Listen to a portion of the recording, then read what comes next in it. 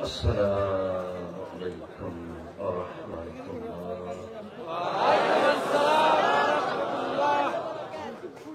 الحمد لله وحده والصلاة والسلام على من لا نبي بعد.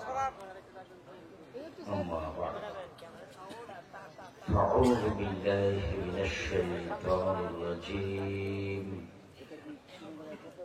إن جهنم كانت مرصادا. عن عبد الله بن مسعود رضي الله تعالى عنه قال قال رسول الله صلى الله عليه وسلم يجوا يوم القيامة بجهنم ولها 70,000 زمام مع كل زمام 70,000 ملك يجر لها. رواه مسلم. সম্মানিত উপস্থিতি, প্রশংসা আল্লাহর জন্য, শান্তি অবতীর্ণ হোক আল্লাহ রাসূলের উপর সাল্লাল্লাহু আলাইহি ওয়াসাল্লাম।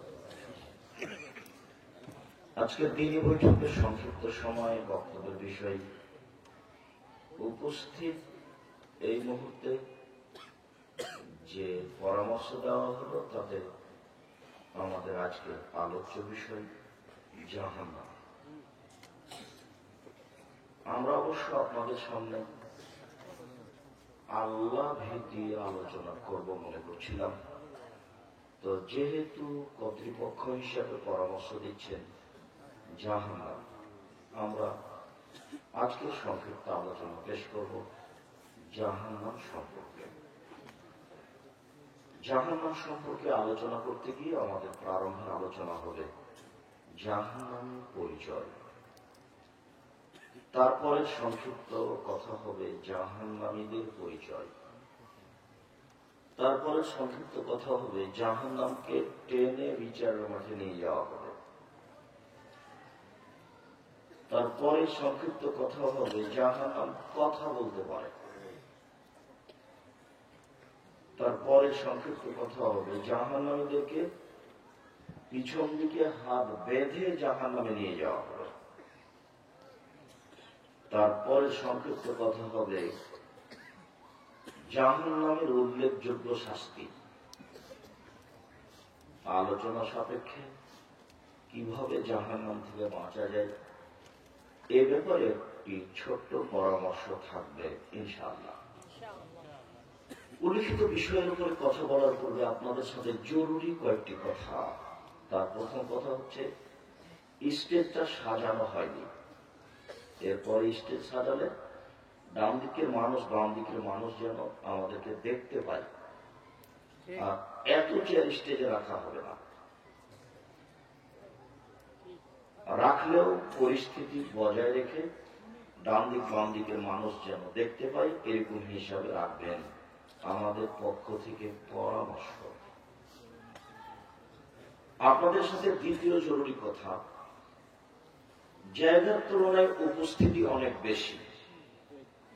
এখন আপনারা যদি ইচ্ছা করেন যে আমাদের বসার ব্যবস্থা দিতে হবে, তাহলে তারা দিতে পারবে না।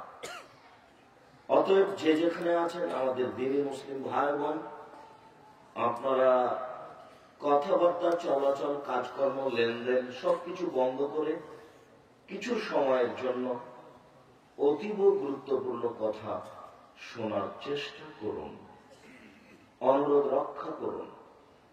আর তোমরা ছেলেরা যারা আছো, দেখো গেট থেকে নিয়ে সারা এলাকায় কোন মানুষ যেন চলাচল না করে। যারা রাস্তাঘাটে চলাচল করছে, দোকানে বসে আড্ডা পিটছে, যেহেতু তাদের এই নোংরা চরিত্র, কাজে এটা আমরা পছন্দ করি না। আজকে ব্যয়বহুল পয়সা খরচ করে দূর দূরান্ত থেকে আমাদেরকে উপস্থিত করা হয়েছে, আমরা তো আপনার জন্য এসেছি। আপনি দোকানে আড্ডা পিটতে যান কোন সাহসে? এ কোন বোকামি কাজ, এ কোন মুচলামি? আপনি ওখানে থাকবেন কেন? দোকানে বসে গল্প করছেন কেন? এখন চা খেতে হবে কেন? শরম করেন না কেন? একটু শরম হয় না? একটু লজ্জা হয় না কেন? আজকে কেন? এখানে কোনো ভোট চাইতে এসেছি? আমি তো কোনোদিন জীবনে ভোট চাইনি, ভোট কাউন্টারে কোনোদিন তাকাই না। আমি একদিনের জন্য কোনোদিন কোন সংগঠন করিনি, 1 ঘন্টার জন্য করিনি। আমি শুধু আপনার জন্য এসেছি। আপনি দোকানে বসে আড্ডা পিটছেন কোন সাহসে? আড্ডা পিটার আর কোন সময় হয় না, পুরো জীবনটাই তো পড়ে আছে। বুদ্ধি কি একেবারেই শেষ হয়ে গেছে? নিজেকে কি পশু প্রাণী মনে করছে? পশু প্রাণী মনে করলে কি বিচার হবে না মনে করেন? আল্লাহ যে বলছেন যে বুঝেও বুঝে না ওরা, অন্তর আছে বুঝে না, দেখেও দেখে না ওরা, চক্ষু আছে দেখে না, শোনেও শোনে না ওরা, কান আছে শোনে না। উলাইকা কালানাম, তারা পশু প্রাণীর মতো, তারা গরু ছাগলের মতো, তারা কুকুর শ্রীগালের মতো, ভালো আজান বরং তার চেয়ে খারাপ। আপনি কি মনে করছেন যে মানুষ কুকুর শ্রীগালের মতো হয়ে গেলে বিচার হবে না? বিচার হবে। মানুষের তো বিচার হবে, হলে পশু প্রাণীরও বিচার হবে। মানুষের তো বিচার হবে, পশু প্রাণীরও বিচার হবে। একটা শিংওয়ালা ছাগল যদি একটা অশিংওয়ালা ছাগলকে গুতা মেরে থাকে, তাহলে বিচারের মাঠে অশিংওয়ালা ছাগলকে শিং দিয়ে গুতা মেরে পরিশোধ করে নিতে বলবেন। এ কথা রাসূল সাল্লাল্লাহু আলাইহি সাল্লাম বলেন, হাদিস বুখারী মুসলিম। আপনি নিজেকে পশু মনে করলে বিচার হবে না মনে করেন? বিচার হবে। নিজেকে মানুষ মনে করেন, পশু মনে করেন, গরু ছাগল মনে করেন, বিচার মাপ হবে না। যার যত বুদ্ধি বেশি তার তত বিচার কঠিন হবে। যার বুদ্ধি নাই তার বিচার নেই, পাগলের তো বিচার নেই। অতএব যে যেখানে আছেন, আমরা আপনাদেরকে বিনীতভাবে অনুরোধ জানাচ্ছি, সব কিছু বন্ধ করে কিছু সময় এখানে অপেক্ষা করুন। আপনার কিছু না কিছু উপকার করবে ইনশাআল্লাহ। আপনি এজন্য এসেছেন, আর আমরাও কষ্ট করে আপনার জন্য এসেছি। আপনাদের সাথে তৃতীয় জরুরি কথা,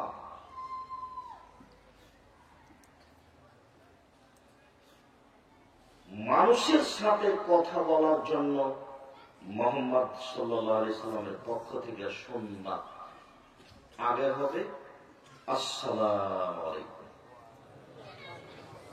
সালামের আগে কোন শব্দ চলবে না। আউযুবিল্লাহ চলবে না, বিসমিল্লাহ চলবে না, ভাই বন্ধু চলবে না, কোন শব্দ চলবে না। সর্বপ্রথম শব্দ হবে মুখ দিয়ে আসসালামু আলাইকুম। তারপরে দ্বিতীয় হবে আল্লাহর প্রশংসা, তারপরে হবে নবীর উপরে দুরূদ। একটা ছোট্ট প্রশংসা দুরূদ আছে, আলহামদুলিল্লাহি ওয়াহদাহ ওয়াসসালাতু ওয়াসসালামু আলা মান লা নাবিয়্যা বা'দাহ। আমি 1990 সাল থেকে এখন পর্যন্ত, আজ পর্যন্ত কোনদিন নাহমাদুল্লাহ ওয়া নাস্তাগফিরুহু নাহমাদুল্লাহ ওয়া নাসাল্লি আলা রাসূলিল কারীম বলিনি। আমার বক্তব্য আছে ইন্নাল হামদালিল্লাহ নাহমাদুহু ওয়া নাস্তাঈনুহু, আর না আছে আলহামদুলিল্লাহি ওয়াহদা ওয়াসসালাতু ওয়াসসালামু আলা মান লা নাবিয়্যা বা'দা।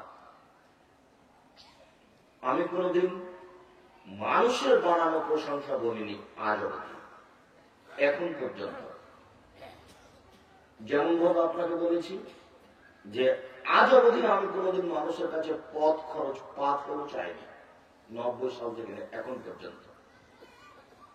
যদি প্রমাণ হয়ে যায় যে আপনারা এই সাহেব একদিন আমার কাছে পথ খরচ চেয়েছিল, আমি আজীবনে কোনদিন বক্তব্য দেব না। প্রমাণ হয়ে গেলে সেদিন থেকে কথা শেষ করব। আমি আপনাকে আরো বলেছি, আমার জীবনে 90 সাল থেকে এখন পর্যন্ত আমি কোনদিন অপ্রয়োজনীয় বাক্য বলিনি। 90 সাল থেকে এখন পর্যন্ত আমি কোনদিন কোন মাযহাবের কোন ব্যক্তির নিন্দা করিনি, কোন মাযহাবকে সামনে কথা বলিনি। কোন জায়গাতে চলে গেলে এমনিতেই মানুষ কেঁপে যায়, এটা অ্যালার্জি। আপনারা যাকে না জানি কি বলেন। আমি আমার জীবনে কোনদিন মাযহাবকে নিয়ে কথা বলিনি, জীবনে কোনদিন। এখন আপনি যেদিকে ভোট হয় ওই ভোট কাউন্টার আমি এইভাবে কোনোদিন দেখিনি যে এটা ভোট কাউন্টার, এইভাবে দেখিনি কোনোদিন আজ অবধি। মানুষের নিন্দা তো বহু দূরের কথা। তবে আমি বলেছি যে 98% জন মুফাসসির মৃত্যু। আমি বলিনি যে উনি মৃত্যু, আপনি মৃত্যু, এই কথা আমি বলিনি। আমি বলেছি 95% জন বক্তা মৃত্যু। আমি বলিনি যে এই বক্তা মৃত্যু। আজ থেকে অনুমান 20 থেকে 25 বছর আগে বলেছি কোরআন শরীফ শব্দ চলবে না, শরীফ। এখন পর্যন্ত কোন মায়ের বেটা বলে না যে চলবে। আমি বলেছি কি হতে হবে, কোরআন মাজিদ।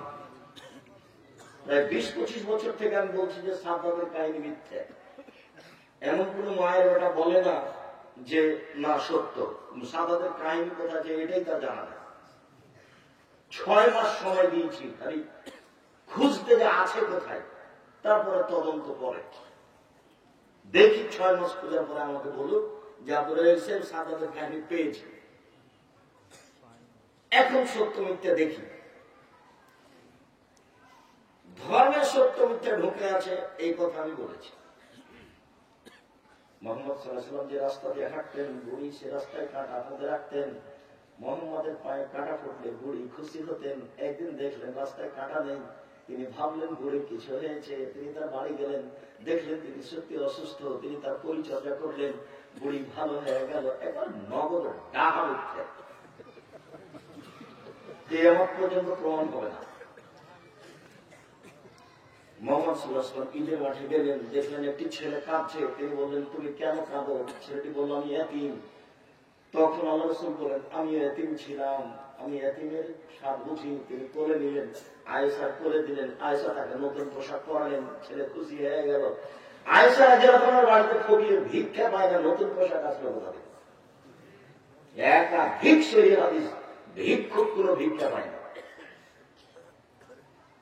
একাধিক সহিহ হাদিস, একটা মানুষকে খেতে দিবেন এরকম কোন ব্যবস্থা বাড়িতে নেই। মেহমান ফকির বাড়ি থেকে ফিরে এসেছে, এসে মসজিদে নবীকে বলছেন যে বাড়ি থেকে ফিরে আসলাম, আপনার বাড়িতে কোনো খাবার নেই। বিবরণে আয়েশা রাদিয়াল্লাহু আনহা বলেন, হাদিস সব বুখারী মুসলিম। বুখারী মুসলিম মানে আম গাছে জাম ধরতে পারে, ধরে না। আমি কোনদিন বলিনি এই কথা আমার। আমি বলেছি বুখারী মুসলিম মানে হলো এই আম গাছে চাঁদ ধরতে পারে, ধরে না। অমাবস্যা রাতে চাঁদ উঠতে পারে, উঠে না। শোয়ের ছিদ্র দিয়ে লাঙ্গলের পা ঢুকতে পারে, ঢুকে না। শোয়ের ছিদ্র দিয়ে লাঙ্গলের পা ঢুকে যেতে পারে, আম গাছে চাঁদ ধরে যেতে পারে, অমাবস্যা রাতে চাঁদ উঠে যেতে পারে, এগুলো ঘটে যেতে পারে। আমি যে কথা বলছি এতে সন্দেহ আছে বলে কিয়ামত পর্যন্ত চেষ্টা করলে সরিষার মোকানো যাবে না। যা বলছি তাই থাকবে ইনশাআল্লাহ। তার নাম বুখারী মুসলিম। আমার জীবনে আমি কোনোদিন কেসা কাহিনী বলিনি। কেসা কাহিনী যদি বলি তাহলে শুনিয়েছি যে এটা মিথ্যে, এই জন্য বলেছি। এটা হতে পারে। তারপরে আপনাদের সাথে জরুরি কথা, পরিস্থিতি অনুপাতে আমাদেরকে কথা বলতে হবে। আমরা যারা মেহমান, এ কথাই ঠিক যে অমুক মেহমান আপনাদের সামনে কথা বলবেন যে আসসালামু আলাইকুম, আমি তো আসলে এই মঞ্চে কথা বলি না, তা আমাদেরকে একটু কথা বলতে বলা হলো।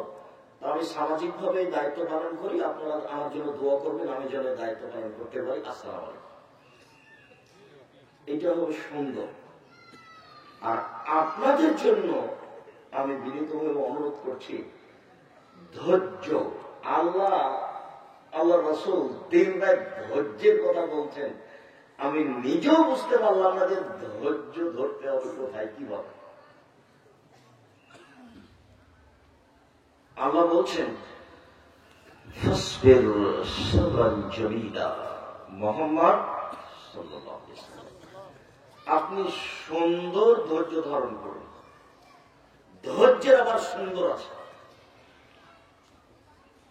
ধৈর্য যে লাগিয়ে দিলেন এটা কি ধৈর্য হতো?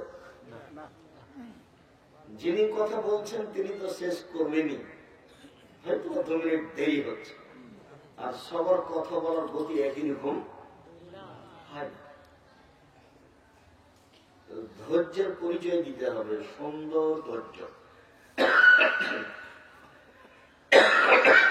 ছেলে মারা গেছে, খুব কান্নাকাটি করবেন কয়েকদিন, তারপরে বলছেন যে আল্লাহ মাল আল্লাহ নিয়ে একটু ধৈর্য ধারণ করি। এটি কি সুন্দর ধৈর্য হলো? কেউ আমাকে মেরেছে, আমার জমি দখল করে নিয়েছে, খুব গালি দিলাম, মামলা করলাম, জয় হতে পারলাম না, তখন বলছে যে ধৈর্য ধারণ করছে। সুন্দর ধৈর্য কোনটা? আল্লাহ বলছেন অসবির আলা মা ইয়াকুলুন, ওরা যা বলে আপনি তার উপরে ধৈর্য ধারণ করুন। ওরা বলে মোহাম্মদ ভণ্ড নবী, ওরা বলে ও মিথ্যু, ওরা বলে ও জাদুগার, ওরা বলে ও গণক, ওরা বলে ওর মাথা খারাপ হয়েছে, ও পাগল। ছি ছি ছি ছি ছি। 360 জন মাবুদকে একজন বলে ওকে হত্যা কর, ওকে দেশ থেকে তাড়িয়ে দে, ওকে জেলখানায় বন্দি কর, কুকুর লাগিয়ে দে, কুকুর লাগিয়ে দে। ওরা যা বলে আপনি তার উপরে ধৈর্য ধারণ করুন। আল্লাহ কি ঠেকা বেঁধেছে? এদেরকে শেষ করতে পারেন না? শেষ তো করতে পারেন, কিন্তু আবার আমাদের নবীকে কি বলছেন? ধৈর্য ধারণ করে। আল্লাহ বহু জায়গাতে ফেরাউনের ব্যাপারে বলেছেন পৃথিবীর ইতিহাসের সবচেয়ে বদ মানুষ, স্বৈরাচারী, স্বেচ্ছাচারী মানুষ হল ফেরাউন। আমি যখন ফেরাউনের লাশের চতুর্দিক দিয়ে ঘুরছিলাম, কিছুদিন আগে আমি মিশর গেছিলাম, তখন আমি বারবার ফেরাউনের কথাগুলি এখন বলছিলাম। ফেরাউন কথা বলছে মুসাকে,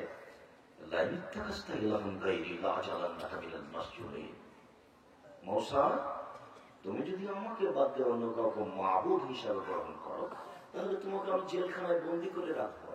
এই আয়াতটা আমি বলছিলাম সেখানে বারবার। ফেরাউন কথা মূসাকে বলছে, মূসা, আমি ছাড়া তোমাদের আরো কোন মাবুদ আল্লাহ আছেন এ কথা আমি জানি না।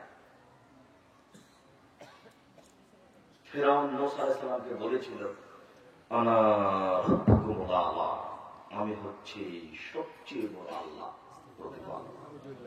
এগুলো ফেরাউনের বক্তব্য। ফেরাউনের ব্যাপারে আল্লাহর পক্ষ থেকে একটা বক্তব্য আছে, যে বক্তব্য আল্লাহ পৃথিবীর কোন মানুষের ব্যাপারে বলেননি। অনেকে আল্লাহ বলে দাবি করেছে।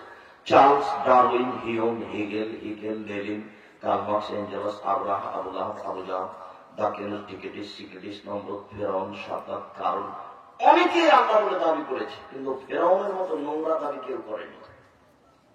ফেরাউনের ব্যাপারে আল্লাহ একটা কথা বলছেন,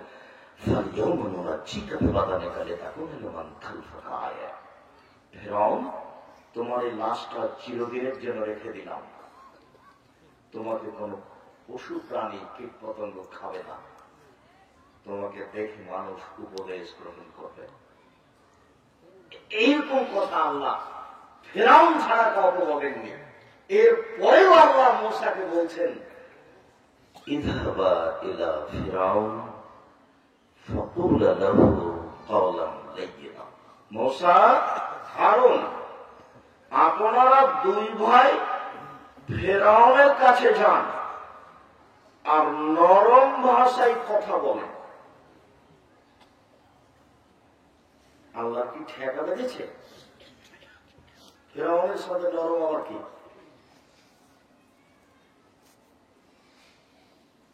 ধৈর্যের পরিচয় দিতে হবে। সবাই বলছে পাগল, সবাই বলছে কুকুর লাগিয়ে দেয়। এরপরে আল্লাহ বলছেন যে আপনি ধৈর্য ধারণ করুন। আমি যে কি দিয়ে বোঝাই, আমিও যে পরিস্থিতি যখন আসছে তখন কেউ রাগ করে কিছু বলে দিচ্ছি, তাই নিজেকেও বোঝাতে পারি যে ধৈর্য কখন, ধৈর্য কোথায়। আল্লাহ তাআলা বলছেন, ইন্নাল্লাহা মা'আস সাবিরিন, আল্লাহ থাকেন ধৈর্যশীলদের সাথে। একটু থামেন, কিছুক্ষণ কথা বলছেন, সম্পূর্ণ সময় তো নিয়ে নেবেন না, নাকি মনে হচ্ছে যে সব সময় নিয়ে নেবেন? শুকরিয়া, জাযাকুমুল্লাহ খায়র। আপাতত আপনাদের সাথে আমি এই বিষয়ে কথা শেষ করলাম। জরুরি প্রয়োজন হলেও কিছুক্ষণ স্থান ত্যাগ করবেন না। জাহান্নামের পরিচয় মহান আল্লাহ বলেন, হাদি জাহান্নামুল্লাতী কুনতুম তুআদুন ইসলাম ইয়াওমা বিমা কুনতুম তাকফুরুন।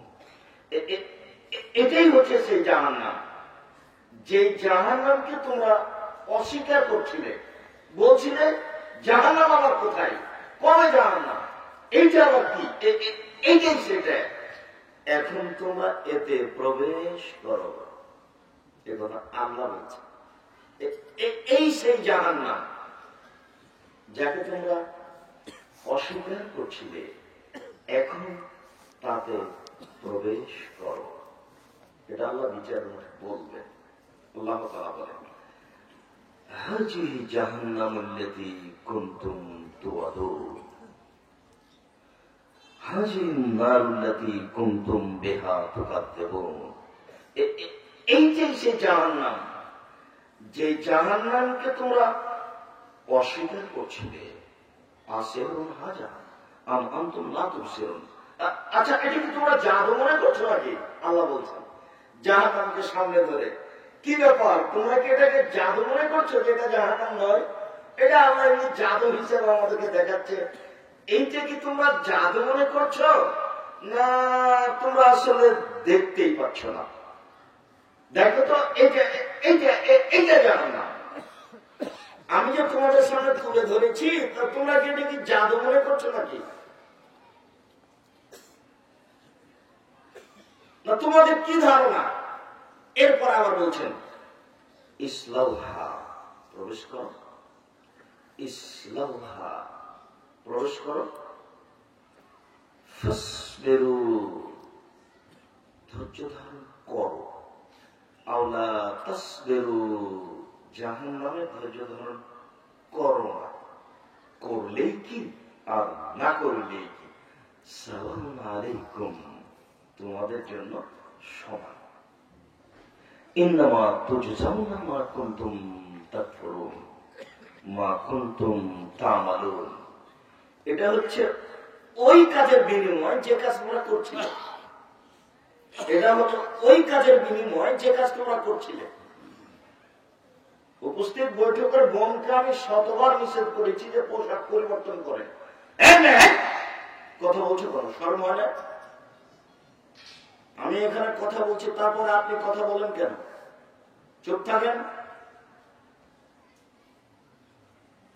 জাহান্নাম যখন আল্লাহর নবী দেখবেন, তখন বেশিরভাগ জাহান্নামে মহিলা দেখবেন। জাহান্নাম মানে মহিলা, জাহান্নাম মানে মহিলা।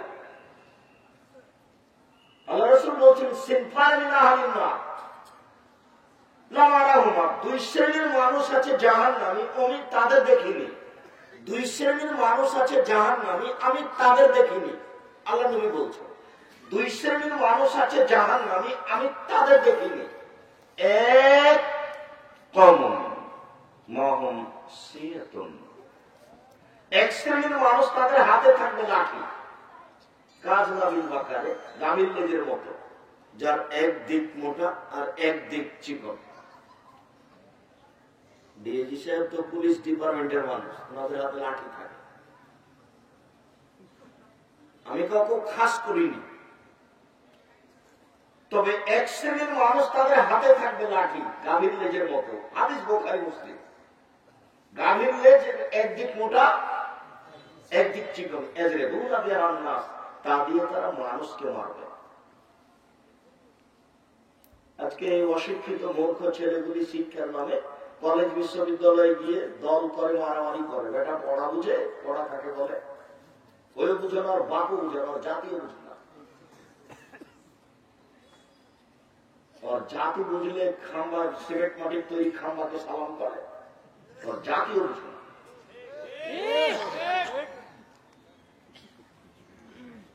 সম্মানিত দিনী ভাই বোন, দুই নিসাউনা, মহিলা কাশে এখন কাপড় পরে থাকে, আর এখন উলঙ্গ মহিলা তুল, তারা পুরুষকে নিজের দিকে আকৃষ্ট করে, মায়লা তুল, নিজেরা আকৃষ্ট হয়। দেখেন না রাস্তায় চলে তখন কেমন কেমন করে, আনছান আনছান করে, একবার রাস্তার এইদিকে যায়, একবার ওদিকে যায়, একবার হাতের ভাঁজ করে, একবার চুলের ভাঁজ করে, একবার কথার ভাঁজ করে। ওর নীতি হচ্ছে রাস্তার এক পাশ দিয়ে হাঁটতে হবে, এটা আল্লাহ রাসূলের নীতি। রাস্তায় এভাবে চলছে কেন? রাসূল সাল্লাল্লাহু আলাইহি সাল্লাম যেভাবে বলেন, মনে হচ্ছে যে আপনাদের এসব শিক্ষা প্রতিষ্ঠান, কলেজ, বিশ্ববিদ্যালয়, রাস্তাঘাট, হাট বাজার আল্লাহ রাসূল এভাবে দেখে দেখে বলছে। আমি আবার বলি, নিঃসা মহিলা কাছে এখন কাপড় পরে থাকে, আর এখন উলঙ্গ, কাপড় পরে উলঙ্গ হয়, এই কথা তো আল্লাহ রাসূল বলছেন। পোশাক হতে হবে ঢিলা ঢালা, যা করবে সেটা ঢিলা ঢালা হবে। মহিলা তুমি পুরুষকে নিজের দিকে আকৃষ্ট করবে, মায়েরা তুমি নিজেরা পুরুষের দিকে আকৃষ্ট হবে। রৌসহনা কাসমে মাতিল বক্তির মায়েরা, তাদের মাথার চুল হবে বক্র উটের নেই। কত যে ভাঁজ করে মাথার চুল সাজিয়ে রেখেছে, কেউ ছোট করে বড় করে, তার কোন হিসাব নেই। লাইট খোলা জান্নাত, ওরা জান্নাতে যাবে না, জান্নাতে তো যাবে না, যাবে না, জাহান্নামে যাবে। ওরা ইয়াজেদ না রিহাহা, জান্নাতের গন্ধ পাবে না, যে গন্ধ 1 বছরের দূরত্ব পথ থেকে পাওয়া যায়। আমি অনুবাদক, হাদিস মুসলিম।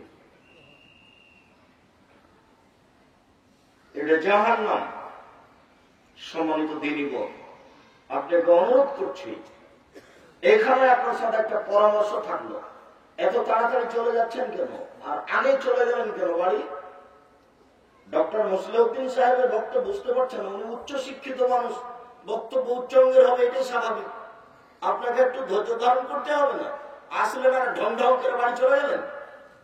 রোজ হয় এই প্রোগ্রাম, প্রতিদিন হয়। 1 বছর পরে আজকে এসেছি, গল্প করতে করতে আসলেন আর গল্প করতে করতে চলে গেলেন বেঢঙ্গার মতো। একটু হুঁশ বুদ্ধি নেই, স্বামী কিছু বলেনি, বাপ নেই, বাপ একটু হুঁশ বুদ্ধি দেয় না? বাপের একটু হুঁশ থাকা দরকার। রাসূল সাল্লাল্লাহু আলাইহি ওয়াসাল্লাম বলছেন, মান ওয়ালাদাহু ওয়ালাদুন, যার ছেলে মেয়ে জন্ম নেয়, ছেলে হোক মেয়ে হোক, ফাল ইহসান ইসমহু আদাবাহু, নাম একটা সুন্দর রাখতে হবে, শিষ্টাচার একটা সুন্দর দিতে হবে। আম্মু মাঝামাঝিতে সিঁথি কাটো, বাম দিকে করেছো কেন? ওটা ওর বাপে বলবে, এই কথা আল্লাহ নবী বলছেন, আমি বলিনি। ওর বাপে বলবে, আম্মু রাস্তার এক পাশ দিয়ে হাঁটিও, ধীরে যাওয়া, এটা ওর বাপে বলবে, আমি বলিনি। আপনাকে বলছি, আপনাকে অনুরোধ জানাচ্ছি, আজকের পর থেকে আপনার মেয়ে যেন রাস্তায় না চলে। কাপুরুষদেরকে জান্নাত কেনার চেষ্টা করবেন না, জান্নাত পড়ে নেই। মেয়ের কারণে আপনাকে জাহান্নামে যেতে হবে, কোথায় ঠিক? জাহান্নাম আপনার জন্য অপেক্ষা করছে। আপনার জন্য এসেছে, মনে কিছু নেবেন না। আপনাকে ভালোবাসি, বক্তব্য শুনতে এসেছেন কেন, যে একটা কথা মনে রাখেন, এই জন্য। আমি বলিনি। মুহাম্মদ সাল্লাল্লাহু আলাইহি ওয়াসাল্লাম বলছেন, যার ছেলে মেয়ে জন্ম নিয়েছে সে যেন একটা সুন্দর নাম রাখে আর একটা শিষ্টাচার শিখিয়ে দেয়। কোনটা শিষ্টাচার? আপনার মেয়ে তো ভাতও তুলে দিতে জানে না। হ্যাঁ করে হাসছে আর বলছে, ভাইয়া আসো, ভাইয়া খেতে দিয়ে আসো। এটা কোনো ঢং হলো? এটা কেন, এটা কেন হবে? আসেন আপনারা এসে আসেন, এইটা আমার মেয়ে মাস্টার ডিগ্রি পাস করেছে। আরে আশ্চর্য, এটা বাপ হলো নাকি? আপনি আমার মেয়ে, আপনার মেয়েকে ভাবে আমাকে দেখাচ্ছেন কেন? আপনি আমার বাসায় বছর বছর থাকলে আমি দেখাবো না, আপনি দেখতেও পাবেন না। বাসা আমার মেহমান খানা, যাবেন থাকবেন খাবেন, 2 মাস 1 মাস কোনো কথা নেই। বাড়ির নামে আমার মারা গেছে, মেহমান খানা। তাই যান পরীক্ষা করে দেখেন। আমি আপনাকে বলছি, আমি আমার জন্য কিছু বলিনি। বাসায় গেলাম আপনার, আপনি আমার মেয়ে, আপনার মেয়েকে আমাকে দেখাচ্ছেন কেন? এ কোন ধরনের অভাব, এ কোন ধরনের হুঁচড়ামি, এ কোন ধরনের বোকামি? জাহান্নামকে জোর করে যেতে চাচ্ছেন না, কোন নিয়ম কারণ আছে? আশ্চর্য হিসাব। আচ্ছা এই মানবতা আপনার কিভাবে এটা?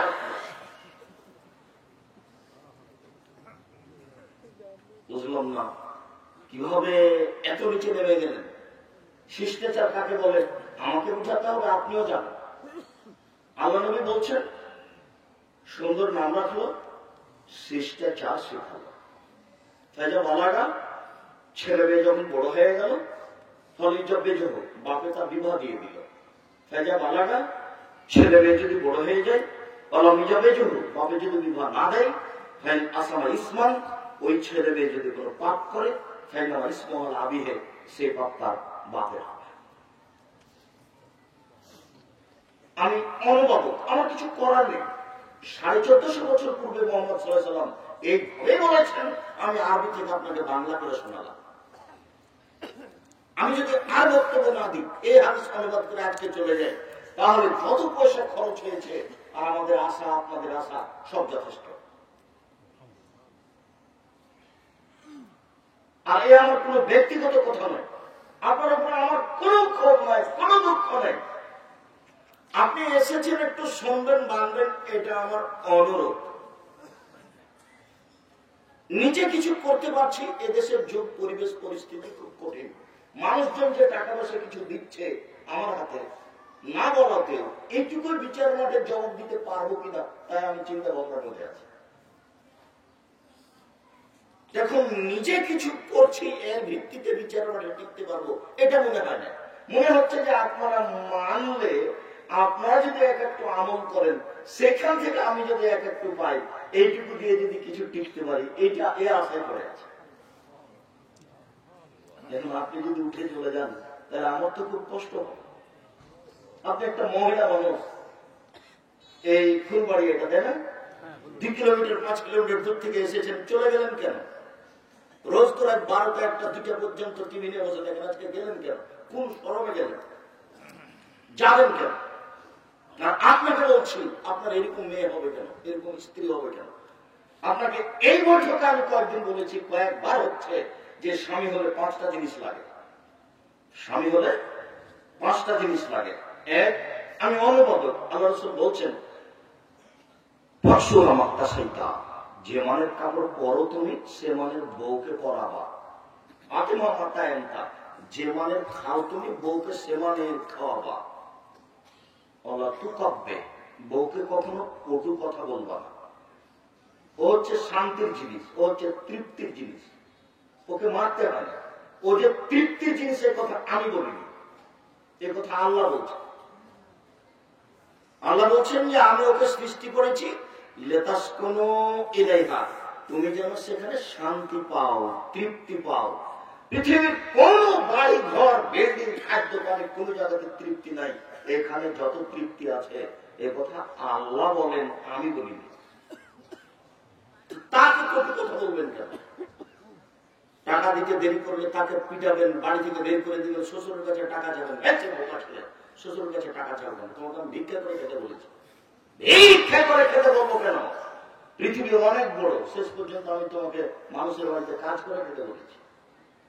গাজীপুরে বাড়ি, 1 শতক জমির দাম কোটি টাকা, ভিক্ষা করতে হবে কেন? ব্যবসা করে খাও। গাজীপুর মানে ঢাকা শহর, গাজীপুর মানে হচ্ছে আপনার ফ্যাক্টরি, গাজীপুর মানে বিভিন্ন ধরনের ব্যবস্থাপনা আছে, রুজি। হিসাব নিকাশের বাইরে জমির মন্দ, ভিক্ষা করে খাবেন কেন? আমি ভিক্ষা করে খেতে বলি, আমি বলেছি ব্যবসা করে খাও, না হলে কলা বিক্রি করো, না হলে চকলেট বিক্রি করো, নাহলে মানুষের বাড়িতে কাজ করো, এই কথা আমি বলেছি। এটাও যদি না হয় তাহলে ভিক্ষা করে, এই কথা বলেছি। শ্বশুরের কাছে টাকা নিতে হবে কেন? তার সাথে মোটা কথা বলতে হবে কেন? শ্বশুরের সাথে অভদ্র কথা বলতে হবে কেন? শ্বশুর তোমাকে মেয়ে মানুষ করে তোমার কাছে তুলে দিয়েছে, এটাই তো অনেক, তুমি তার শুকরিয়া আদায় করো।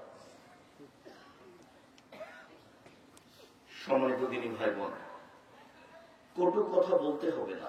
4, মুখের উপরে মারতে হবে না, ওলা তাদের ভালো আছে, মুখের উপরে মারো না।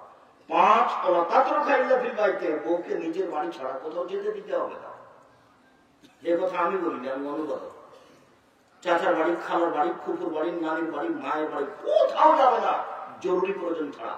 যাচ্ছে না কাপুরুষ, আপনি সেজন্য যাচ্ছেন, আপনি কাপুরুষ, আপনি ঘৃণিত পুরুষ, এই জন্য যাচ্ছেন। আমার কষ্ট লাগলে কি আর ব্যথা লাগলে কি, আপনি মানলেই কি আর না মানলেই কি। আল্লাহ রাসূল বলেছেন, তোমার বউকে তুমি বাড়ি থেকে কোথাও যেতে দিও। যাচ্ছে কেন? রোজ দিন রাত দিন যাচ্ছে কেন? বাজারে ঘুরে কেন? বাজারে আপনি করবেন, মোটা কাপড় কিনে আনবেন তবুও বলবে আলহামদুলিল্লাহ, চিকন কাপড় কিনে আনবেন তবুও বলবে আলহামদুলিল্লাহ। তা আপনি মোটা কাপড় নিয়েছেন, তখন বউ বলছে কি যে নিয়ে আসছে, সেটা আপনার কারণেই বলছে, ওর বুদ্ধি কম, আপনি তাকে বুঝান। দেখো, আমি যেটা নিয়ে আসবো সেটা তুমি সাদরে গ্রহণ করিও, তুমিও শান্তি পাবা, আমিও শান্তি পাবো। কিন্তু যাওয়ার সময় তো তোমার পরামর্শ থাকতে পারে, যেটা নিয়ে চলেছিস সেটাকে বলবা আলহামদুলিল্লাহ।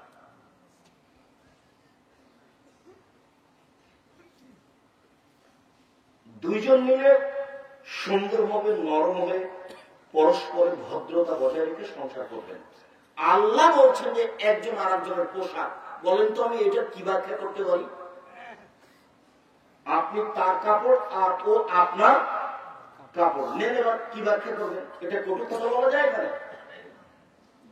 এই বই এ বাড়ি সে বাড়ি যেতে পারে, এই বই হাটে বাজারে ঘুরতে পারে? এবং আমি বলিনি, এ কথা আল্লাহ বলছেন যে একজন আর একজনের কাপড়, একজন আর একজনের পোশাক।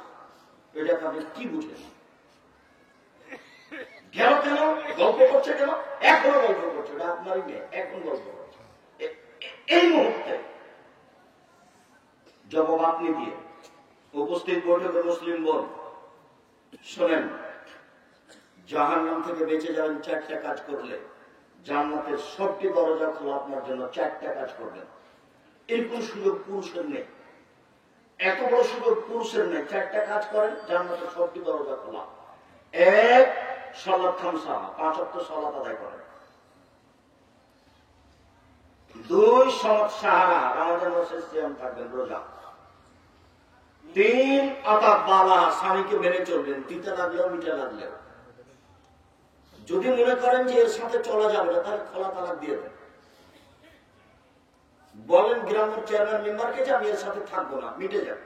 এই ঝুলন্ত অবস্থায় তাকে খারাপ বাসবেন, ঘৃণা করবেন আর তার সাথে থাকবেন, এটা হবে না। তিতা লাগলেও স্বামীকে মানে, মিঠা লাগলেও মানে, জান্নাত হবে। 4, আতাত বালা, জেনা করবেন না কোনোদিন। অহাসানাত ফারজাহা, জেনা করবেন না কোনোদিন, জান্নাত হবে। 4টা কাজ। 1, 5 ওয়াক্ত সালাত। 2, রমজান মাসের রোজা সিয়াম। 3, স্বামীকে মেনে চলা। 4, জেনা না করা। জান্নাতের 8টি দরজা খোলা। এই কথা আমি বলিনি, এই কথা মুহাম্মদ সাল্লাল্লাহু আলাইহি ওয়াসাল্লাম বলেছেন। জাহান্নাম, মহান আল্লাহ বলেন, ইন্না জাহান্নামা কানাত মিরসাদা, নিশ্চয় জাহান্নাম ওঁত পেতে বসে আছে আপনাকে ধরার জন্য। এ কথা আল্লাহ বলছেন। লিপ্তহীন মাআবা, সীমা লঙ্ঘনকারী, স্বৈরাচারী, স্বেচ্ছাচারী, বদমেজাজি, এদের জন্য এটা রেডি করা হয়েছে। মহান আল্লাহ বলেন, فأما من خفت موازينه فأمه هاوية, বিচারের মাঠে যার নেকির পাল্লা হালকা হবে, পাপের পাল্লা ভারী হবে, তার থাকার জায়গা হবে অতীব গভীর গহ্বর হাবিয়া। ওমা আদরাকা মা হিয়া, মুহাম্মদ সাল্লাল্লাহু আলাইহি ওয়াসাল্লাম, আপনি কি বলতে পারেন হাবিয়া নামক জাহান্নামটি কি?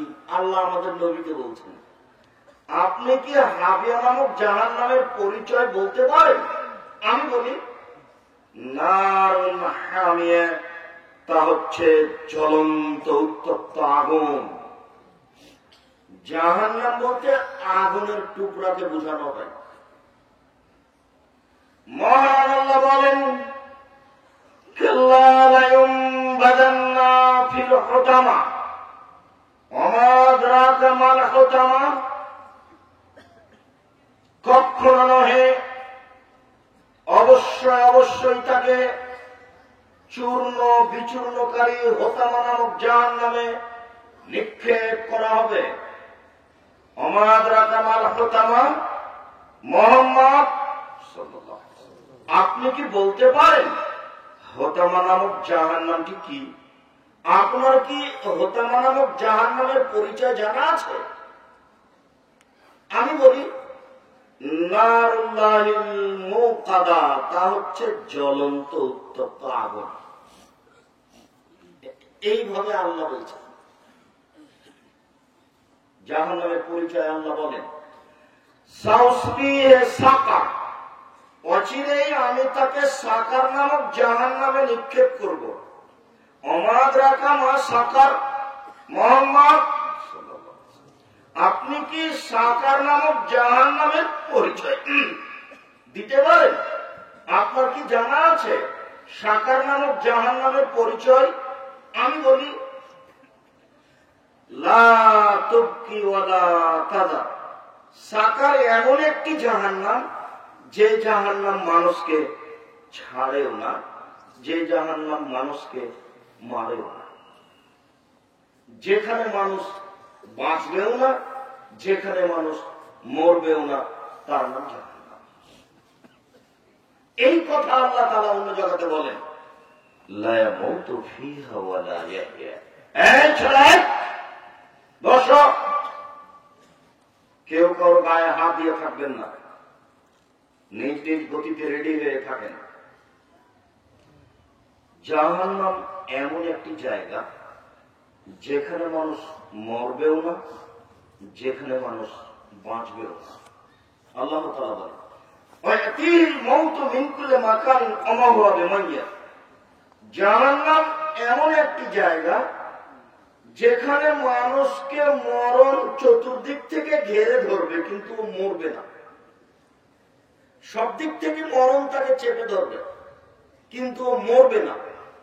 সেইটা আবার কেমন জীবন? মরাও হলো না, বাঁচাও হলো না। এতক্ষণ পর্যন্ত আল্লাহ তাআলা জাহান্নামের পরিচয় যেভাবে দিয়েছেন, তার একটু সংক্ষিপ্ত পরিচয় দিচ্ছিলাম। মুহাম্মদ সাল্লাল্লাহু আলাইহি ওয়াসাল্লাম বলেন, ইন্না সাকাতা লাযিমা লা তুলকা মিন শাফিদি জাহান্নাম ফাতাবিয়া কারিহ বা'দা সাবিনা। শোনো,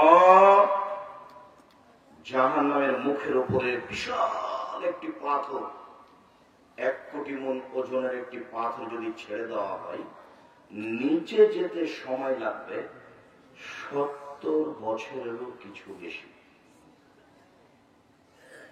1 কোটি মণ ওজনের একটি পাথর যদি 1 মিনিট নিচে যায়, কত কিলো যেতে পারে? 1 ঘন্টা, 1 দিন, 1 বছর। 70 বছর যদি নিচে যেতে থাকে, কত কিলো যাবে মানুষ কি হিসাব করতে পারবে? জাহান্নাম কি জিনিস মানুষ হিসাবে আনতে পারবে না। এইখানে একটা কথা বলা থাকছে, ইন্নাল মুনাফিকিনা ফি দারকিল আসফালি মিনান নার। যারা মুনাফিক তারা জাহান্নামের সবচেয়ে নিচে থাকবে। হিন্দুও জাহান্নামে যাবে, তবে নিচে থাকবে না। ইহুদিও যাবে, তবে নিচে থাকবে না। খ্রিস্টানও যাবে, তবে নিচে থাকবে না। মুহাম্মদ সাল্লাল্লাহু আলাইহি ওয়াসাল্লামকে যারা মেনে নেয়নি, মেনে নিচ্ছে না, পৃথিবীর সবাই জাহান্নামে যাবে, মেনে নেওয়া মানুষ ব্যতীত। ইহুদি হোক, খ্রিস্টান হোক, হিন্দু হোক, বৌদ্ধ হোক, সে যেই হোক না কেন। তবে সবচেয়ে নিচে থাকবে কে? মুনাফিক। মুনাফিক কে? যে মিথ্যা কথা বলে। মুনাফিক কে? যে ওয়াদা খেলাপ করে। মুনাফিক কে? যে ঝগড়া করলে অশ্লীল ভাষা মুখে ব্যবহার করে, সব সময় খারাপ কথা, সব সময় অশ্লীল কথা, মিথ্যা কথা বলে বেড়ায়, অশ্লীল কথা বলে, এরকম লোক হলো মুনাফিক। মুনাফিক কে? যে ফজরের সালাত মসজিদে আদায় করে না, জামাতে যায় না। জরুরি কারণে কোন সমস্যার কারণে মসজিদে যেতে পারছে না, সেটা ভিন্ন কথা। আপনি মসজিদে যেতে বাধ্য। এরকম নোংরা নীতি আসলো কেন? 5 ওয়াক্ত সালাত মসজিদে আদায় করবেন গিয়ে, জীবনে এটাই কাজ। কাজ বলতে এটাই, পরের গুলো আর গুলো আছে সেগুলো নকল। মানুষের জীবনে একটাই জরুরি কাজ, সেটা কি? সালাত। এটাই আপনার জীবনের কাজ, আর কোন কাজ নেই। বাকি কাজের সংসার কি করবেন সেই জন্য, যেগুলো নকল, যেগুলো অপ্রয়োজনীয়, দুনিয়াবি সামান্য কিছু প্রয়োজন। টাকা পয়সা থাকলেও মানুষ দুনিয়া পার হয়ে যাবে, না থাকলেও পার হয়ে যাবে। আল্লাহ রাসূল বলছেন, তাবুকের যুদ্ধে যেতে হবে, সময় খুব কঠিন, কে কি দান করতে পারে? তো উমর রাদিয়াল্লাহু আনহু বলছেন, যা আছে অর্ধেক দিলাম। আবু বকর সিদ্দিক রাদিয়াল্লাহু আনহু বলছেন যে আপনাকে আল্লাহকে বাড়িতে রেখে যা আছে দিয়া ছবি দিলাম, ভ্যান ভাড়া হবে না, 2-1 টাকা হবে। ওটা কি, ওটা নিয়ে কি হবে? ওটা নিয়ে বরকত হবে, বরকত। ওটা দিয়ে বরকত হবে। মানুষজন যাচ্ছে কার টাকা দিয়ে? উসমান। উসমান বলছেন আল্লাহর নবী, যত মানুষ যাবে সমস্ত মানুষের অর্ধেকের যাতায়াত খরচ, খাওয়া খরচ আমি দিব। লোক সঙ্গে 30,000। সরকারকে, বাংলাদেশ সরকারকে যদি বলা হয় 15,000 মানুষকে 3 মাস লালন পালন করতে হবে, খাওয়া খরচ দিতে হবে, রাজি হবে না। 15,000 মানুষ, 15,000 নোট দিতে হবে, 3 মাসের খাওয়া খরচ দিতে হবে। উসমান রাদিয়াল্লাহু আনহু বলছেন যে অর্ধেক যাতায়াত খরচ, খাওয়া খরচ আমি দিব। এর নাম ধনী। গাজীপুর জেলায় বাড়ি, বড় ব্যবসা করেন, চিন্তা ভাবনা করে দিন রাত ব্যবসা করেন, 5 ওয়াক্ত সালাত আদায় করবেন, আর খালি ভাত দেন ব্যবস্থা, কোটি কোটি টাকা ইনকাম করেন, প্রতিষ্ঠানে দান করেন, কওমি মাদ্রাসা গড়ে তোলেন। গাজীপুরে কওমি মাদ্রাসা নাই কেন? কি করে খান? এত জমি জায়গা আছে, টাকা পয়সা আছে, মাদ্রাসা করতে পারেন না কেন? আমি তো নিশ্চয় মানুষ প্রতিষ্ঠান চালাই, প্রতি মাসে মাসিক আলিতে সাম্পত্রিকা সহ এখন প্রতি মাসে বেতন দিই 12,15,000। 12,15,000। শুধু শিক্ষক শিক্ষিকা বেতন হলো 10 লক্ষ। প্রায় 100 জন শিক্ষক শিক্ষিকা আছে। বাংলাদেশের সবচেয়ে বড় মসজিদ নির্মাণ করছে আহলে হাদিসের, যার মসজিদই হচ্ছে 90% জমির উপরে। 3,000 মানুষ একসাথে একতলাতে সালাত আদায় করতে পারবে ইনশাআল্লাহ। 60% ঢালাই হয়েছে, 40% এই ডিসেম্বর শেষ হতে হবে বলে আমরা আশাবাদী ইনশাআল্লাহ। কিভাবে হবে তা আমি জানি না, তবে নিশ্চিত হবে, এতে আমি বিশ্বাসী। হবেই হবে। আমি আগে থেকে বলছি, এখনো বলছি।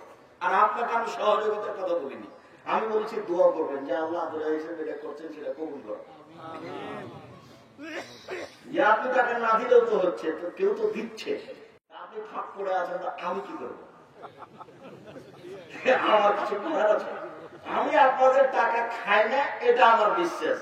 আমি আপনাদের জামিয়া সালাফিয়া ডাঙ্গিপাড়া, বাবা রাজশাহী, জামিয়া সালাফিয়া হাটাবো, বিরাহাটা, রূপগঞ্জ, নারায়ণগঞ্জ, ঢাকা, এখানে যদি এক সঙ্গে খাই আমি তার টাকা দিয়ে দিচ্ছি, টাকা দিব ইনশাআল্লাহ। আপনাদের আমি একসঙ্গে খাবো না, আমি কাজে সফল হবই হবো ইনশাআল্লাহ। আমার বিশ্বাসের অভাব নেই, আমার নিয়তে কোনো ত্রুটি নেই, এতে আমি বিশ্বাসী। আমি এই বিশ্বাসে চলছি। 2013 সালের 24 আগস্ট রোজ মঙ্গলবার সকাল 11টার সময় বলেছিলাম আমার হাতে টাকা নেই, কথা সত্য, এখানে প্রতিষ্ঠান করবে, একথা সত্য, ইনশাআল্লাহ করবেই করবে। আপনি দেখে আসেন, রূপগঞ্জ নারায়ণগঞ্জ দেখলে চোখ ছানা বলা লেগে যাবে। 2016 সালের 17 ফেব্রুয়ারি রোজ বুধবার বিকাল 4:30-5টার সময় বলেছিলাম জামিয়া সালাফিয়া ডাঙ্গিপাড়া, পাওয়া রাজশাহী, যে আমার হাতে টাকা নেই, কথা সত্য, এখানে প্রতিষ্ঠান করবে, কথা সত্য, ইনশাআল্লাহ করবেই করবে। কিভাবে করবে তা আমি জানি না, নিশ্চিত করবে, অবধারিত করবে, করবেই করবে ইনশাআল্লাহ। আপনি যে দেখেছেন 1350 ছেলে মেয়ে পড়াশোনা করে এখন উপস্থিত, সব প্রায় সবাই আবাসিক, ওখানে থাকে, খায়। সম্মানিত দিনী ভাই বোন, জাহান্নাম, জাহান্নামের গভীরতা কত? রাসূল সাল্লাল্লাহু আলাইহি ওয়াসাল্লাম বলছেন, যত জিন ইনসান পৃথিবীতে এসেছে, আছে, আসবে, সবাই যদি একসাথে জাহান্নামের দরজা দিয়ে ঢোকে তো ঢুকতে অসুবিধা হবে। বিচারের মাঠে জাহান্নামীদেরকে দিতে দিতে দিতে যখন জাহান্নাম শেষ হয়ে যাবে, তখন আল্লাহ তাআলা জাহান্নামের জন্য মানুষ বানাবেন না, কিন্তু জান্নাত বাকি থাকলে তার জন্য মানুষ বানাবেন। জাহান্নামকে জিজ্ঞাসা করা যখন হবে, তখনও বলবে যে না, আমি পূর্ণ হইনি, তখন আল্লাহ তার পা ঢুকিয়ে দিবেন, তখন জাহান্নাম বলবে হ্যাঁ যথেষ্ট। একটু পরে বলছে এই কথা, জাহান্নামের পরিচয় বলছিলাম। রাসূল সাল্লাল্লাহু আলাইহি ওয়াসাল্লাম বলেন, ইন্না গিলজা জিলদিল কাফির আরবাঈন ইসনানে ওয়া আরবাঈনা জিরা, প্রত্যেকটা জাহান্নামীর গায়ের চামড়া হবে 42 হাত মোটা। বাইনা মানকে বাইন কাফের ফিন্নার সালাসাতা আইয়ামিন লিল রাকিবিল মুসরে। একজন জাহান্নামীর ডান কাঁধ থেকে বাম কাঁধের ব্যবধান হবে একটা দ্রুতগামী ঘোড়ার 3 দিন 3 রাতের পথ। একটা দ্রুতগামী ঘোড়া একজন জাহান্নামের ডান দিক থেকে যদি ঘোড়াতে লাগে কাঁধে, তাহলে বাম দিকে পৌঁছতে সময় লাগবে 3 দিন 3 রাত। রাসূল সাল্লাল্লাহু আলাইহি সাল্লাম বলেন, ইন্না জিলসাহু মিসলু উহুদি, জাহান্নামের দাঁত হবে উহুদ পাহাড়ের সমান। উহুদ পাহাড় 4 কিলোমিটার প্রশস্ত, 8 কিলোমিটার লম্বা। নিচে কত আছে তা মানুষ জানে না। তো দাঁত যদি একটা এত বড় হয়, তাহলে বাকিগুলো কত দাঁত, তাহলে কত বড় হবে।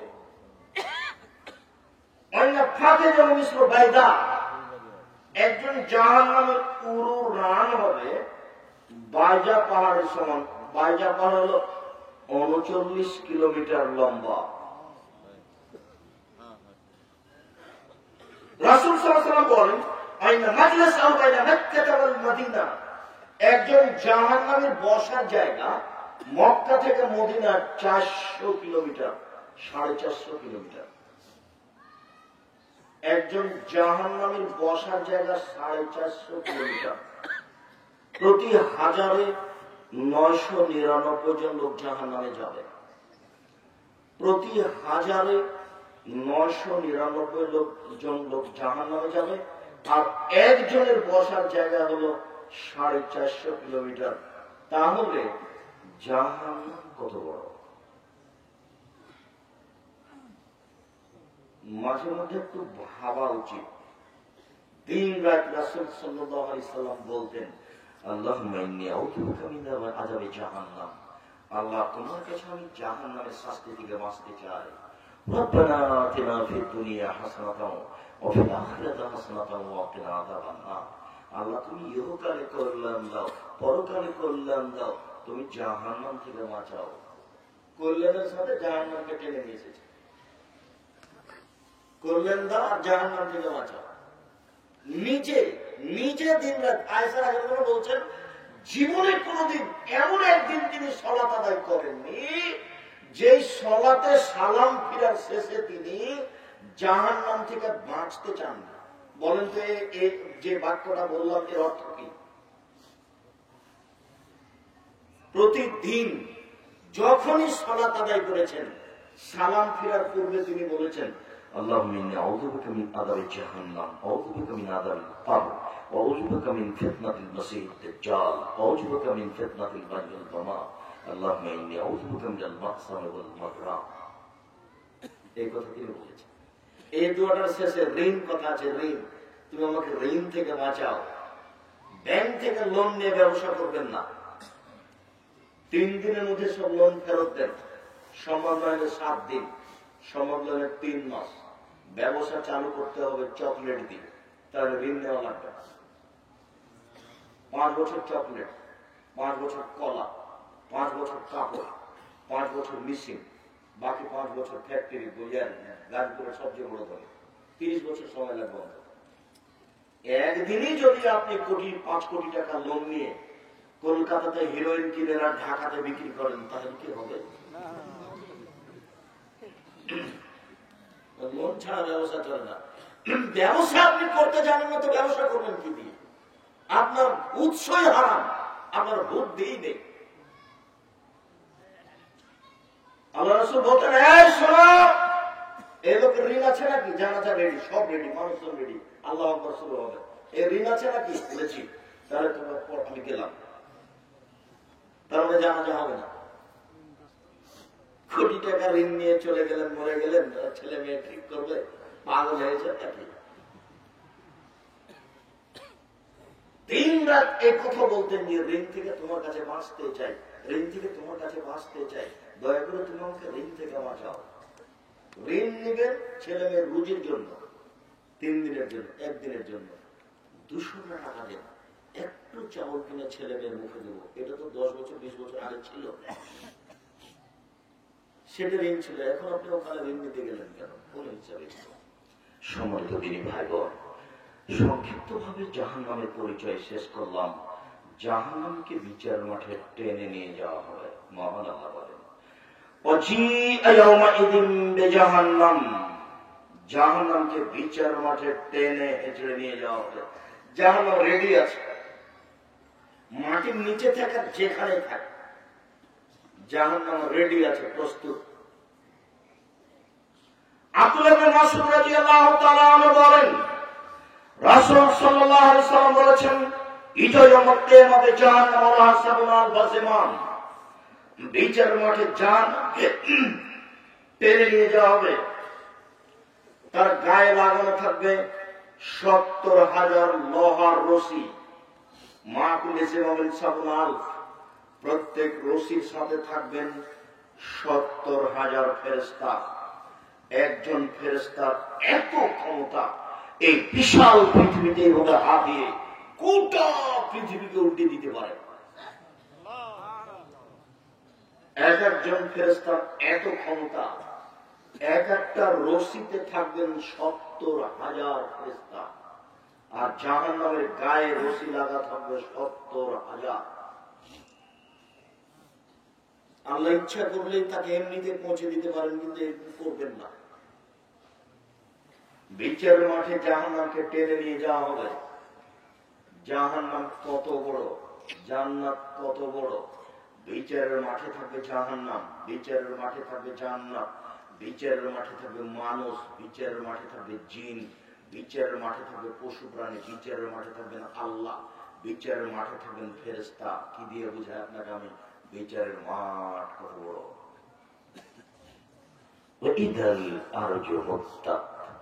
যেদিন পৃথিবীকে সম্প্রসারিত করা হবে, বড় করা হবে, সব সাগরে আগুন লেগে যাবে। সাগরের নিচে আগুন আছে, সব ফুটে উঠবে, সাগরের পানি শেষ হয়ে যাবে, সব জমি সমতল হয়ে যাবে।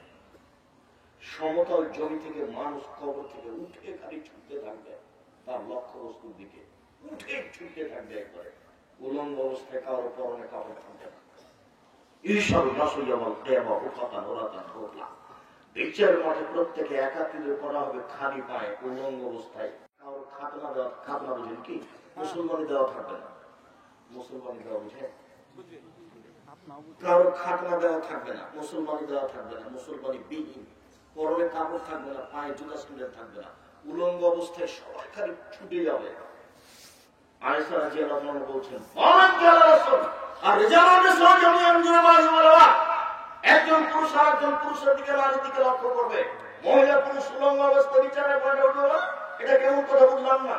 তখন আল্লাহ রাসূল বলছেন, আয়েশা আলামুল আশরাফ মিন যালিকা ইনজুরবাদ, বলো কি তুমি আয়েশা, মানুষ মানুষের দিকে তাকিয়ে দেখো না, মানুষের বুদ্ধি বিবেক থাকবে না, কে পুরুষ কে নারী, কে কেমন হয়ে আছে এরকম দেখার মতো কোনো বুদ্ধি থাকবে না আয়েশা।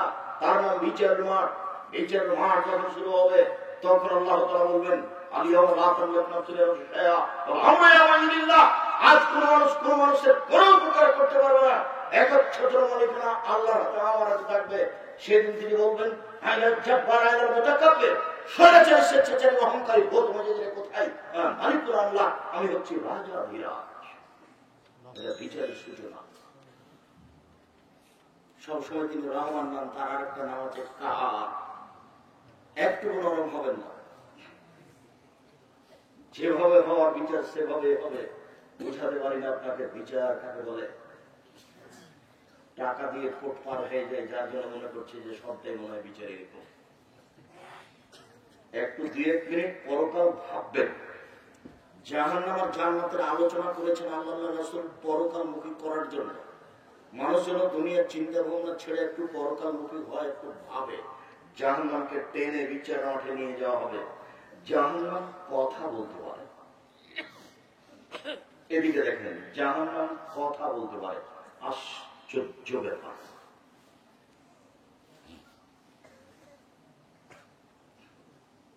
রব্বি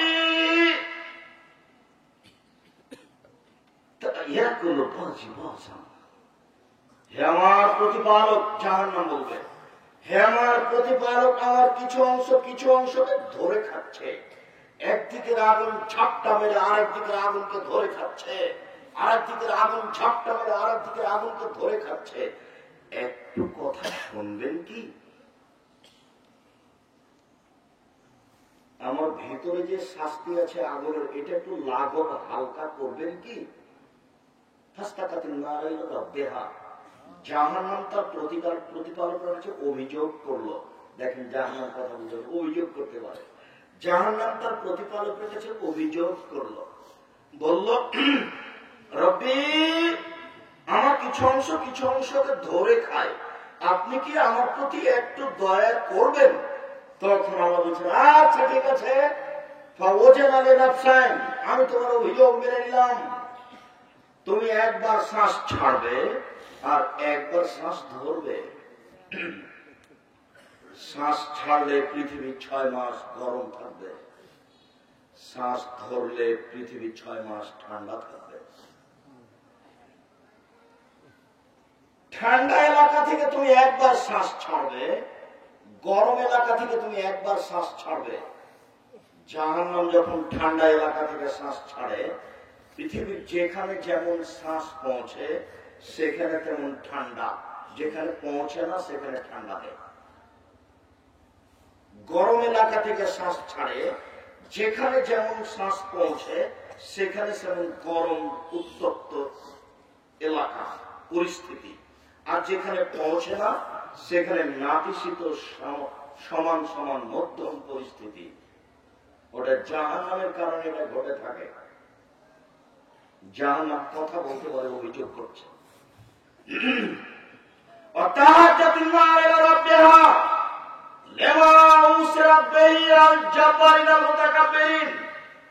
জাহান্নাম তার প্রতিপালকের কাছে অভিযোগ করলো, প্রতিপালক, আমার ভিতরে স্বৈরাচারী, অহংকারী, স্বেচ্ছাচারী, বদমেজাজিরা কেন? এটা তার অভিযোগ। আমার ভিতরে স্বৈরাচারী, স্বেচ্ছাচারী, অহংকারী, বদমেজাজিরা কেন? ঘটনা কি? তখন আল্লাহ তাআলা বলবেন, জাহান্নাম, ইন্নামা আনতি গাদাবি, জাহান্নাম তুমি আমার রাগ, জাহান্নাম তুমি আমার রাগ। যারা আমাকে মানেনি তার উপরে আমার একটা রাগ আছে। জাহান্নাম তুমি আমার রাগ, তুমি আমার গজব। জাহান্নাম তুমি আমার রাগ, তুমি আমার গজব। তোমাকে দিয়ে আমার বান্দার যাকে ইচ্ছা শাস্তি দিব, তোমাকে দিয়ে আমার বান্দার যাকে ইচ্ছা শাস্তি দিব। তুমি আমার রাগ, তুমি আমার গজব। তাহলে জাহান্নাম হলো আল্লাহর রাগ, আল্লাহর গজব। বুঝাতে পারি না মনে হয়। আমি যদি বুঝাতে না পারি আমি অক্ষম। রাসূল সাল্লাল্লাহু আলাইহি ওয়াসাল্লাম এভাবে বলেছেন 1450 বছর পূর্বে। সম্মানিত দিনী ভাই বোন, জাহান্নাম কথা বলতে পারে। বিচার মাঠে মানুষকে জাহান্নামে নিক্ষেপ করা হবে, আর বলা হবে, হালিম তালাক, জাহান্নাম তুমি কি পূর্ণ? হালিম তালাক, জাহান্নাম তুমি কি পূর্ণ? তখন জাহান্নাম বলবে, হালবিল মাসিদ, আর কি কিছু আছে? এ দেখেন জাহান্নাম কথা বলছে, আর কি কিছু আছে? তখন আল্লাহ তাআলা তার পাকে জাহান্নামের মুখের উপরে ঢুকিয়ে দিবেন।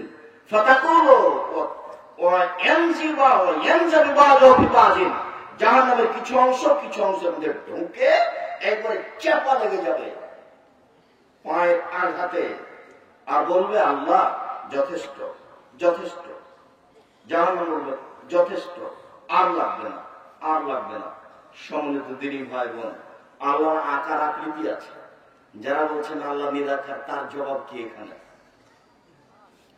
পায়ের আকৃতি আছে বলে তো জাহান্নাম কি হয়ে গেল? পূর্ণ হয়ে গেল, ফাঁকাটা পূর্ণ হয়ে গেল। বলছে পাপ পাপ পাপ। জাহান্নামদেরকে পিছন দিকে হাত বেঁধে জাহান্নামে নিয়ে যাওয়া হবে। জাহান্নামদেরকে পিছনে হাত বেঁধে নিয়ে যাওয়া হবে কেন? আল্লাহ তাআলা বলেন, এদের ধরো, এদের শিকলবন্দি করো, এদের টেনে হেঁচড়ে জাহান্নামের মাঝামাঝি দিয়ে নিক্ষেপ করে। এটা আল্লাহর জরুরি আদেশ। জাহান্নাম উদ্বোধন হবে 3 শ্রেণীর মানুষ দিয়ে। এক, হুজুর, জি মরণ আছে। 2 শহীদ, 3 দানশীল। 3টে লোক দেখানো কাজ। লোক দেখানো করে যারা জীবনে কোনোদিন লোক দেখানো কাজ করবেন না। মাদ্রাসার সভাপতিকে বলবেন 5,000 টাকা থাকলো মাদ্রাসার কাজে নির্মাণের কাজে লাগাবো, কাউকে বলবেন না। বিনিময় জান্নাত হবে ইনশাআল্লাহ। তুমি মেরে খেলেও হবে, কেননা আমি তো মেরে খাইনি, যাকে দিয়েছি তিনি মেরে খেয়েছে। একই দেওয়ার পরে উচিত সভাপতি একটু বলে দেন, একটু বলে দেন, 5,000 টাকা একটু বলে দেন, আর জান্নাত হবে।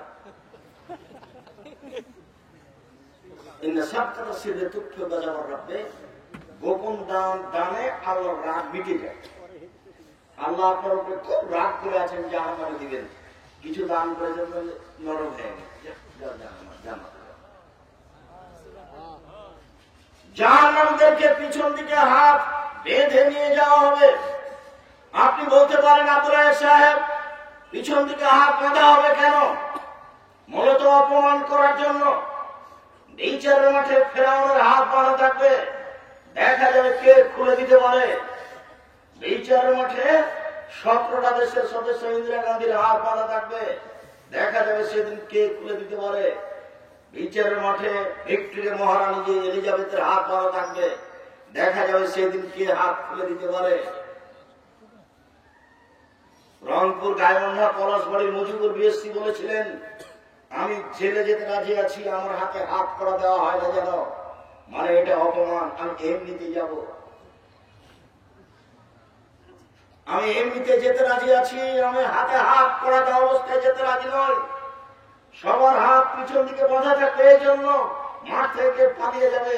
যার কারণে বাধা হয়েছে এটার প্রয়োজন নাই, মাঠ থেকে পালিয়ে যাওয়ার কোনো পথ নেই। মুসা আলাইহিস সালাম যে পরিস্থিতিতে পড়েছিলেন, বিচারের মাঠটা চেয়ে অনেক বেশি কঠিন।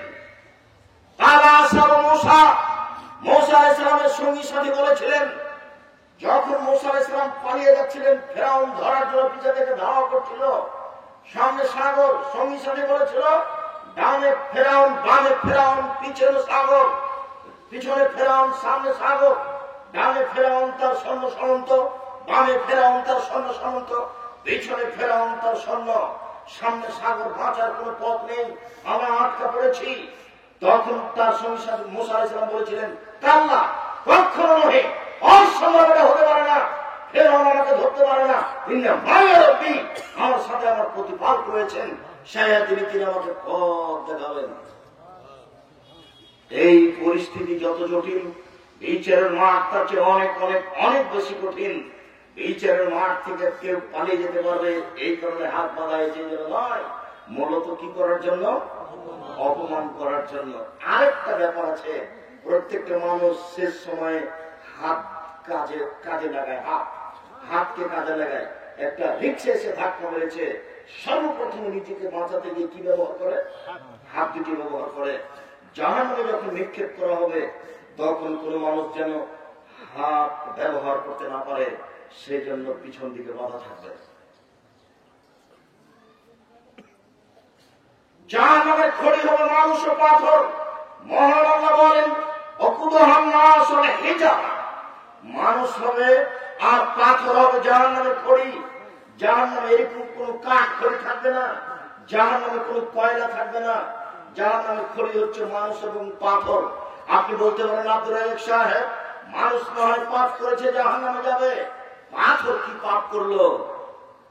পাথর কোন পাপ করেনি, তবে বোকা মানুষকে অপমান করার জন্য যত ছবি মূর্তি তৈরি করা হয়েছে হচ্ছে পৃথিবীতে, সমস্ত ছবি মূর্তিকে জাহান্নামে নিক্ষেপ করা হবে, আর বলা হবে ঠেকাও দেখি।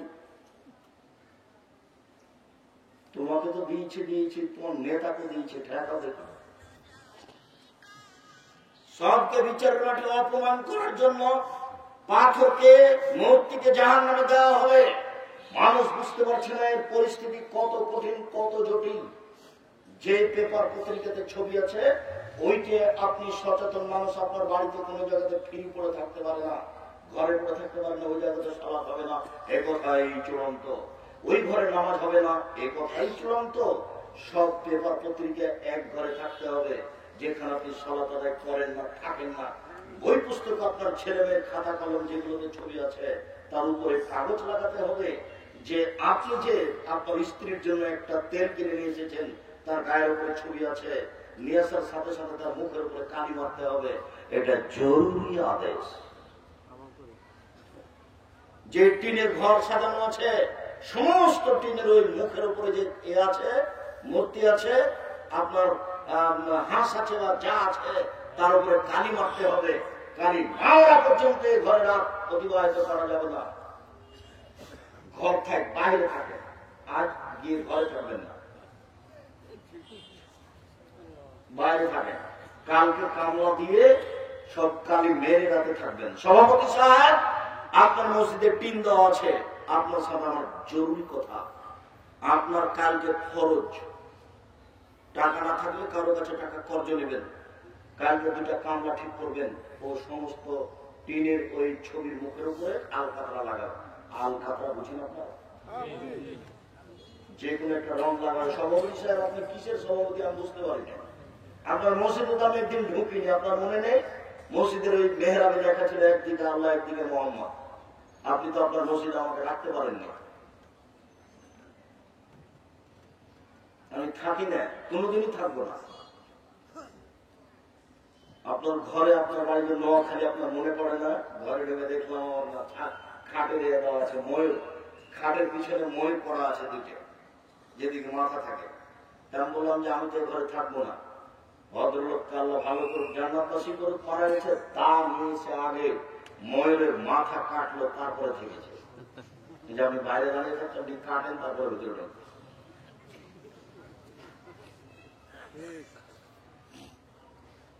আমি রংপুরে গেছি, মৌলানা আব্দুল্লাহ খান সালাফি ঘরে বসে আছেন, আর চতুর্দিকে ছবির মূর্তি সাজানো আছে।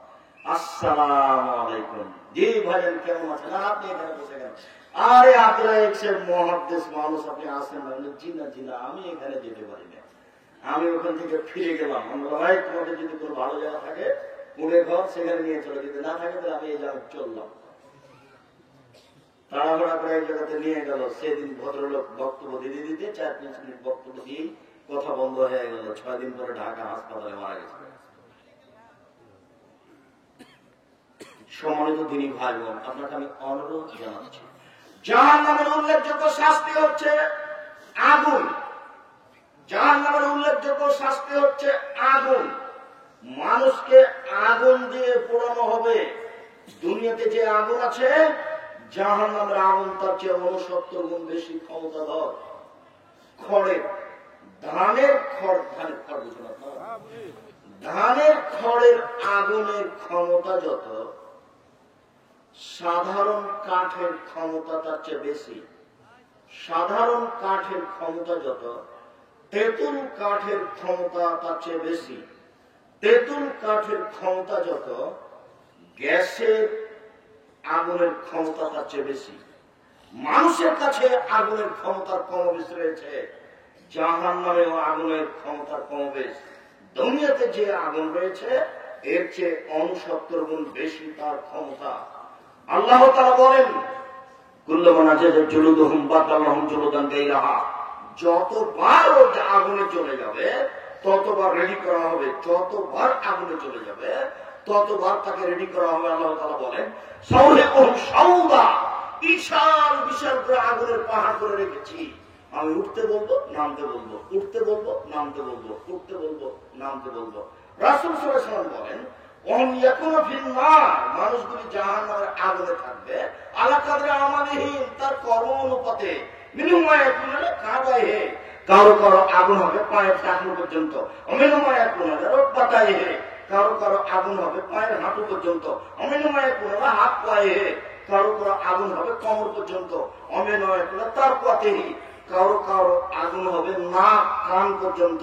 বলেন তো দেখি, আবু তালেব নাকি? না, আবু তালেবই তো। আবু তালেবের জাহান্নামের আগুন কি হবে? পায়ের দুটি জুতা আগুনে একদিকে মাগর পায়ে যখন করিয়ে দেওয়া হবে তখন মাথার এই মগজ ফুটে উঠবে। চুলাতে পানি দিলে দেখে পানি যেমন ফটফট করে ফুটে, এইভাবে তার মাথার মগজটা ফুটে উঠবে। এই কথা রাসূল সাল্লাল্লাহু আলাইহি ওয়াসাল্লাম বলেন, বুখারী মুসলিম। সম্মানিত দিনী ভাই বোন, জাহান্নামের উল্লেখযোগ্য শাস্তি হচ্ছে জাক্কুম গাছ, কাঁটাযুক্ত গাছ। কাঁটাযুক্ত গাছ সে খেতে চাইবে জাহান্নামে। 40 বছর চাওয়ার পরে তাকে কাঁটাযুক্ত জাক্কুম গাছ খেতে দেওয়া হবে। জাক্কুম গাছ বুঝতে পারছেন কিনা? আমরা তো রাজশাহী চাঁপাইনবাবগঞ্জের মানুষ। নদী এলাকায় কিছু গাছ হয় যার ফল হয় ছোট ছোট, যার বীজ হয় বেগুনের বীজের মতো, ও পেকে গেলে লাল হয়ে যায়। আর গাছটা যখন মারা যায় শেষকালে শুধু গায়ে দেখা যায় কাঁটা আর কাঁটা। এইরকম কিছু গাছ হচ্ছে জাক্কুম গাছ। আল্লাহ তাআলা বলেন, তাখরুজু মিন আসলিল জাহিম। জাক্কুম গাছগুলি আগুনের ভিতর থেকে, নিচে থেকে গজিয়ে উপরে উঠবে। আগুনের ভিতর থেকে গাছ গজাবে, তার নাম জাক্কুম গাছ। আব্দুল সাহেব, আগুনের ভিতর থেকে গাছ গজাতে পারে? জি, পানি থেকে গজায়।